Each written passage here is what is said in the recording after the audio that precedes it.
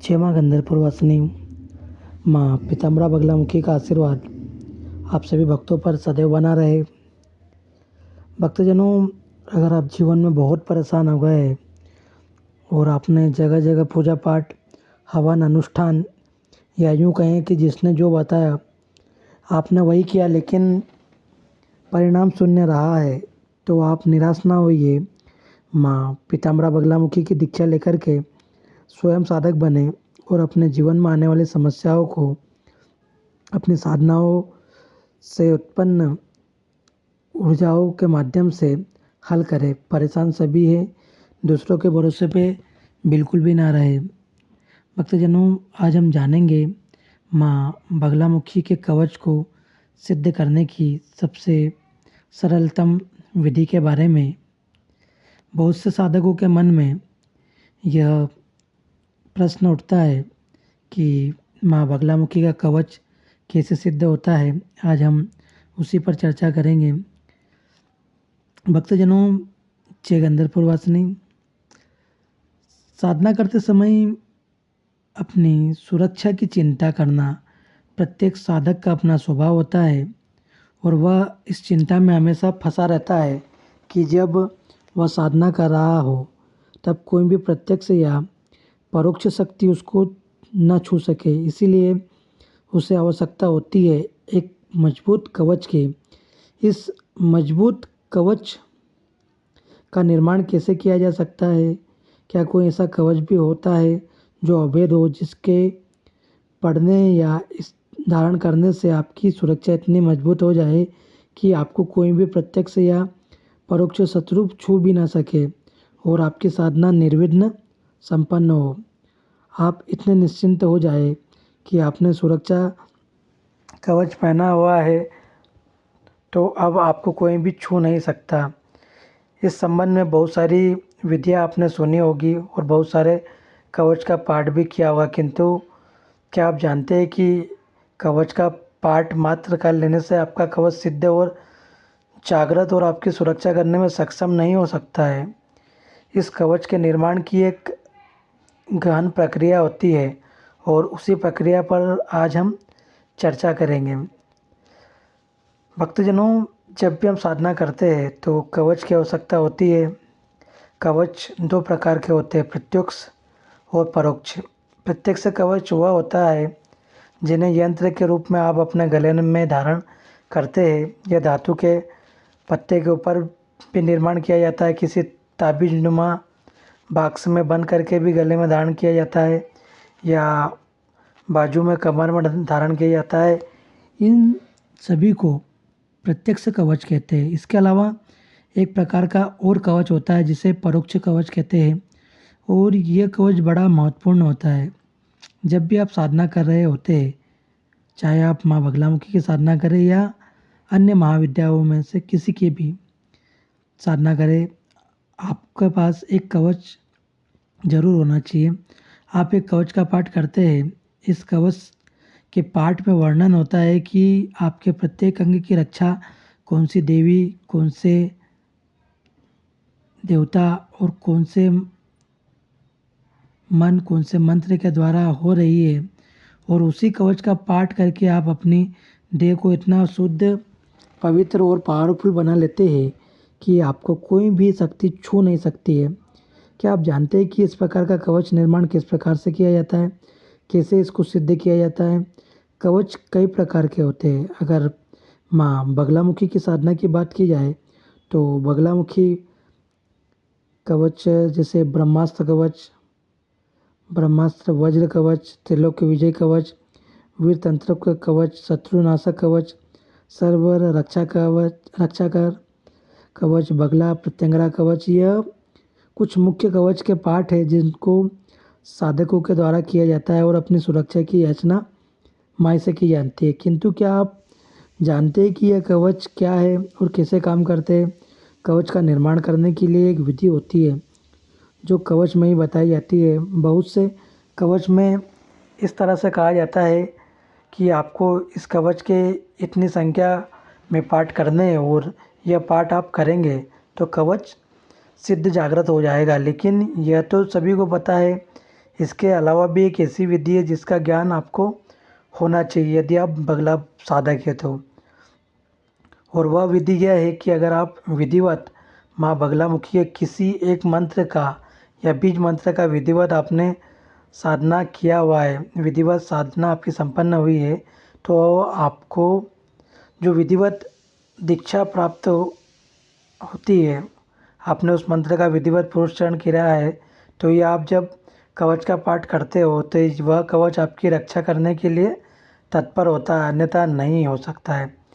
इसको आप और सरलता से समझने के लिए मैं आपको एक उदाहरण बताता हूँ। जैसे आप किसी व्यक्ति से परिचित नहीं हैं और वह भी आपको नहीं जानता, आपका उसका कोई बहुत घनिष्ठ संबंध भी नहीं है और आप उससे किसी कार्य को करने के लिए कह रहे हो, तो क्या वह आपका वह कार्य करेगा? क्या वह आपकी कोई भी सहायता या मदद कर पाएगा? नहीं कर पाएगा, क्योंकि उससे ना तो आपका कोई संबंध है ना ही कोई परिचय।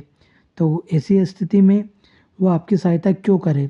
इसी तरह से जब आप कवच के माध्यम से भगवती से प्रार्थना कर रहे हो कि आप हमारे रक्षा करें, हमारे अमुक अंग में इस रूप में विराज होकर के उस अंग की रक्षा करें, ऐसे अनेक अंगों की आप रक्षा करें, पूरे शरीर की रक्षा करें, तो वह आपकी सुरक्षा तभी करेगी जब आप पहले से ही उसकी साधना में तत्पर होंगे, आप पहले से ही उसके कुल के होंगे, आप उस कुल परंपरा में होंगे, आप उस साधना के मार्ग में होंगे जो उनकी साधना का मार्ग है। तो जब विधिवत आप किसी बीज मंत्र की या उनके मंत्र की साधना करते हैं, तभी आप कवच का पाठ करते हैं, तो वह कारगर साबित होता है, अन्यथा नहीं हो सकता है। अन्यथा आप पाठ करते रहे हो, उससे कुछ नहीं होगा। जैसे किसी अनभिज्ञ व्यक्ति से आप किसी कार्य के लिए कर रहे हो, तो वह आपकी ओर ध्यान ही नहीं दे रहा। ठीक इसी तरह से आप जब विधिवत दीक्षा लेकर के विधिवत मंत्र जाप करते हैं, तो जितने आप मंत्र जाप ज़्यादा करते जाते हैं, जितनी उनकी संख्या बढ़ती जाती है, उतना ही आपका कवच पावरफुल होता चला जाएगा। फिर आपको बहुत सारी संख्या में कवच पाठ करने की आवश्यकता नहीं होती है। आप केवल एक बार साधना के पहले पाठ करते हैं और बहुत ज़रूरत होते एक बार बाद में भी कर लें, तो बस 2 बार आप पाठ करते हैं तो आपको एक सुदृढ़ कवच तैयार हो जाता है। भगवती आपके ऊपर कृपा बरसती रहती है, वो एक सुरक्षा का घेरा आपके ऊपर बना देती है और हमेशा उनकी सचारिणी जो शक्ति है अंग पर, वो आपकी सदैव रक्षा करती है। यह तो एक विधि होती है कवच के पाठ के माध्यम से अपनी सुरक्षा को प्राप्त करने की, किंतु आजकल के साधकों को बड़ी विडंबना है, वो विधिवत तो कुछ करना ही नहीं चाहते, वे तो शॉर्टकट अपनाना चाहते हैं। वो तो चाहते हैं कि बस तुरंत लगाओ और तुरंत फ़ायदा हो जाए, तो उसके लिए ये कवच का पाठ करने लगते हैं और अपनी सुरक्षा की याचना करने लगते हैं और फिर यह व्यर्थ का परिश्रम वे करते रहते हैं, उससे उन्हें कोई लाभ नहीं होता है। और लाभ तो क्या, कभी कभी हानि भी हो जाती है। आप जब किसी भी विधि को न जानते हुए उस विधि का प्रयोग करते हो तो वह हानि प्राप्त होती है, उससे हानि होने की संभावना बढ़ जाती है। तो ऐसी स्थिति में कभी कभी साधकों को हानि भी उठानी पड़ती है। इसके अलावा एक प्रकार की और भी हानि होती है। अगर कोई साधक विधिवत मंत्र दीक्षा प्राप्त करता है और वह भी अगर बिना कवच का साधना कर रहा है, तो उसको भी हानि हो सकती है। यह भी ध्यान रखना आवश्यक होता है कि आपके पास विधिवत मंत्र दीक्षा है, कि आप विधिवत मंत्र साधना कर रहे हैं लेकिन कवच का पाठ नहीं कर रहे, तो भी आपको हानि हो सकती है। यहाँ तक कहा गया है कि अगर आप कवच का पाठ नहीं करते हो तो भगवती की योगिनियाँ आपके रक्त का पान करने लगती है, तो यह भी कवच में कहा गया है। तो इसलिए आप विधिवत साधना कर रहे हैं तो आपको कवच पाठ करना ही चाहिए। जिससे हमने आपको बताया है कि कवच 2 तरह के होते हैं, प्रत्यक्ष और परोक्ष। तो यह जो पाठ करने वाले कवच है, यह परोक्ष कवच है, और प्रत्यक्ष कवच वो होते हैं जिन्हें यंत्रात्मक रूप में निर्माण करके गले में, बाजू में या कमर में धारण किया जाता है। इनकी विधि क्या है? इनको सोने में, चांदी में, अष्टधातु में, पंचधातु में निर्माण किया जाता है। फिर इसका शुद्धिकरण होता है। इनकी बुद्धि शुद्धिवत विधिवत पूजन होती है, मंत्रों के माध्यम से इन्हें शुद्ध पवित्र किया जाता है, जागृत किया जाता है। फिर उस कवच को जब आप गले में धारण करते हो तो आपकी सुरक्षा होती है। प्रत्येक साधक की आज के समय में ये चिंता है कि किसी भी तरह से हमें सुरक्षा प्राप्त हो जाए। इतना असुरक्षित प्रत्येक साधक अपने आप को महसूस कर रहा है। यह दो ही विद्या है अपने आप को सुरक्षित करने की, पर कुछ साधकों की एक अलग विडंबना देखी गई है कि वह कवच पाठ भी कर रहे, कवच भी धारण किए, फिर भी उन्हें यह चिंता लगी रहती है कि अरे मेरी सुरक्षा हो भी रही है कि नहीं हो रही है। हमारे ऊपर तो निरंतर प्रहार हो रहे हैं, हमले हो रहे हैं, कोई प्रयोग कर रहा है, हम बच नहीं पा रहे। ऐसे साधकों की विडंबना है।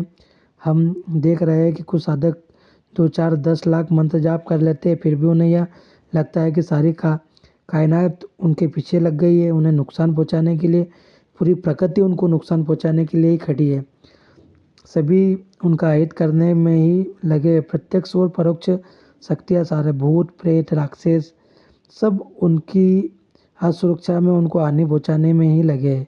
और वे इस कभी कभी तो बहुत बड़े अज्ञात भय से भयभीत भी बने रहते हैं। इस संबंध में हम सिर्फ इतना ही कहना चाहेंगे कि आपका श्रद्धा विश्वास अगर इतना साधना करने के बाद भी भगवती के चरणों में मजबूत नहीं हुआ है, अर्थात आपकी धारणा की धार तेज नहीं हुई है, तो आपको यह एहसास हो ही नहीं रहा है कि जब आप माई के मंत्र का जाप कर रहे हैं, उसके कवच का पाठ कर रहे हैं, उसके दिव्य कवच को अपने गले में धारण किया हुआ है, तो आपको कौन सी शक्ति छू सकती है? आपको कोई देवता नहीं छू सकता। आपको तो साक्षात यमराज भी नहीं छू सकते हैं। अगर आपने ऐसा संकल्प और इसे धारणा बना ली तो निश्चित रूप से आपको कोई भी शक्तियाँ छू नहीं सकती है। बस ज़रूरत है आपको आपके विश्वास को मजबूत करने की, क्योंकि जब तक आपकी धारणा मजबूत नहीं होगी, आप जीवन में किसी भी शक्ति की साधना कर ले आपको लाभ प्राप्त नहीं होगा। इसीलिए जब भी किसी भी महाविद्या की साधना आराधना करें तो आपका संकल्प और आपकी धारणा मजबूत होनी चाहिए। जितनी मजबूत आपकी धारणा होगी, धारणा की धार होगी, उतना ही सटीक और सरलतम आपका कार्य बनता जाएगा। क्योंकि बगला साधकों के लिए कोई सा भी कार्य असंभव नहीं है। मैं पुनः आपको बताना चाहूँगा कि जीवन में अगर आप बहुत परेशान हो गए तो माँ बगलामुखी की दीक्षा लेकर के स्वयं साधक बने, दूसरों के भरोसे पर ना रहे। जय माँ बगलामुखी, जय श्री महाकाल।